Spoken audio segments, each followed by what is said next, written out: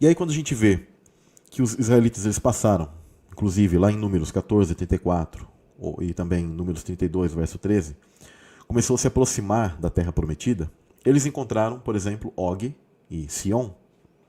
Tá? Só para a gente se aprofundar um pouco quais eram os tipos de caras, de seres que ficavam nessas tribos. Moisés ele relata a vitória sobre esses. Alguns os consideram como gêmeos, tá? Og e Sion.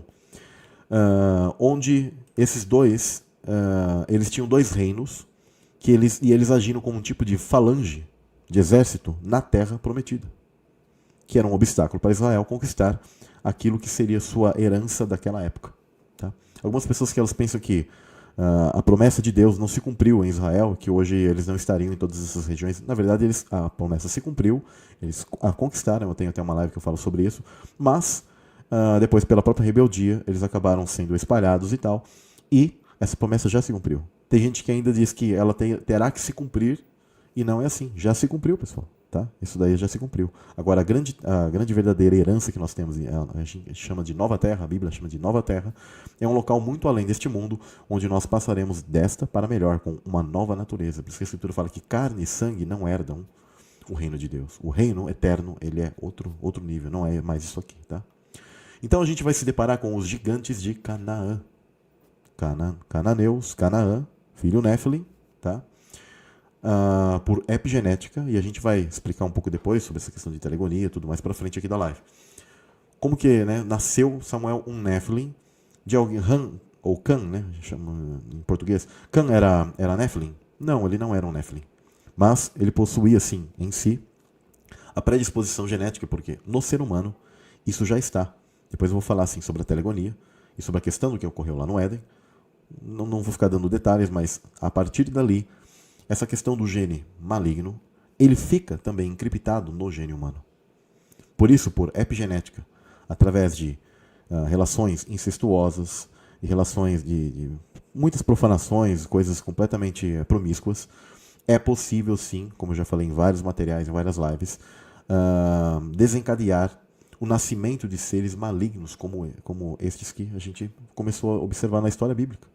Que a igreja tristemente não sabe explicar quem são e o que eram. Né?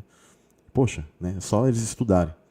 Então, a Bíblia nos conta alguns detalhes sobre, por exemplo, Og e esses gigantes de Canaã.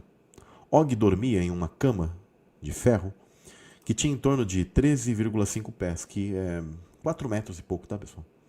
Alguns um pouquinho menos de 4 metros, mas pelas medidas lá você percebe que ela tinha 4 metros ou 4 metros e 10. E 6 pés de largura, em torno aí também de 2 metros de largura, de ombro, já pensou? Ele deitava nessa cama. Né? Moisés viram, e isso eles inclusive mataram a Og, isso mencionado em Deuteronômio 3, verso 11, né? Ele era um tipo de homem gigantesco, por quê? Porque o Nephilim ele é um espírito maligno em um corpo humano. Só que geralmente a carga genética desse ser, ela causava um tipo de mutação que ele crescia demais.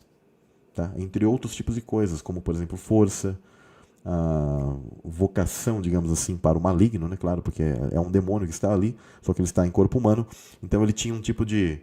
esses seres, né? Os Nephilim, no geral, eles tinham facilidade para ter contato com os espíritos malignos, que o pessoal chama de mortos, mas que não se trata simplesmente de seres malignos, que quando eles não estão em corpos, eles vagam. E quando eles não podem encarnar, inclusive, eles vão buscar o que, pessoal? Possuir pessoas. Né? Procurar entrar em pessoas. Né? E eles com total consciência, tá? Eles sempre têm a consciência, por isso que eles falam muitos idiomas, têm certos tipos de capacidades que o pessoal chama de, ou podem fazer com que alguém desenvolva uma paranormalidade maior, né? Os Nephilim sempre possuíam isso. Então, esses caras que eles chamavam de descendentes dos deuses, que eles colocavam nas realezas de povos ou coisas do tipo, sempre eles estavam conectados na verdade, essa raça maligna que ficavam na aristocracia, que ficavam nos reinos, tá? Que ficavam sempre ali entre os sacerdotes das religiões e tal. O quê? Dando os conhecimentos, a maioria deles, tá? Prestem bem atenção. A forma que eles contam sobre o mundo espiritual em relação a Deus sempre vai estar invertida, tá? Sempre estará invertida. Só que como a forma que eles explicam o mundo espiritual, literalmente, pessoal, prestem bem atenção, sempre estará correta. Falou, o que, Samuel? Quer dizer que esses demônios malignos, eles explicam sobre o mundo espiritual? Sim, pessoal, eles sabem, porque eles são anjos. Eles sabem como o nosso corpo funciona, sabem as fraquezas humanas, eles sabem como que são as coisas celestiais, eles sabem como os corpos celestes funcionam, eles sabem como é a forma da Terra, que não é uma bola. Eles sabem como funcionam todas as questões de energia, alimentos. Vocês começam a compreender isso quando vocês começam a fazer a leitura da Bíblia, e muitas coisas que Deus, ele não ficava, aparentemente, tá? Não ficava explicando, porque já era de contexto das pessoas, elas sabiam, elas entendiam. Hoje mesmo me perguntaram por que haviam sacrifícios na Bíblia. Prestem bem atenção, pessoal. O nosso corpo, ele tem uma energia bioquímica, e o sangue é a parte principal que leva essa energia bioquímica. E por isso que esses seres, eles sempre querem sangue, porque isso causa um tipo de energia egrégora, eles se alimentam. Tá? Hoje mesmo eu até fiz uma postagem sobre a alimentação, né? A gente está comendo, porque é importante você orar. Porque quando você come, eles inalam, eles sentem, eles conseguem puxar essa energia bioquímica também. Se você não estiver protegido, eles vão ter contato e vão também te acessar. Né? Por isso que a gente tem que estar constantemente orando. Então, na época, era feito um tipo de... o sangue era uma moeda de troca, onde um animal, uma energia, por isso que eles sempre gostaram disso, era efetuada a morte de um animal. E aquilo que era o pecado das pessoas se conectava com aquele sangue, então eles se alimentavam daquilo. E se a pessoa ela tinha aquele arrependimento, então ela tirava aquela energia e ela jogava no animal ali como um receptáculo. Por isso que eram sempre feitos sacrifícios. Por isso que isso te deixava limpo energeticamente. Por isso que até hoje esses seres nas religiões pagãs, elas pedem esses tipos de coisas porque eles querem ainda sangue. Tem um tipo de energia. Né?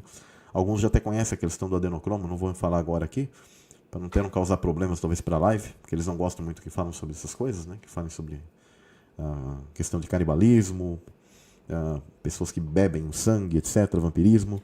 Mas os demônios, eles causam isso. Tá? Eles fazem isso. Então sempre foi de conhecimento. E essa energia, tá? E a energia sexual é a mais forte e a mais importante para eles. Tá? Essa é a energia mais importante para eles.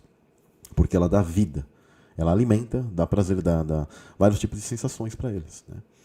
E o sangue e a questão do sexo é o mais importante. Por isso que o paganismo, o satanismo, ele está regado dessa questão e as pessoas até hoje não perceberam. O quão forte é tudo isso.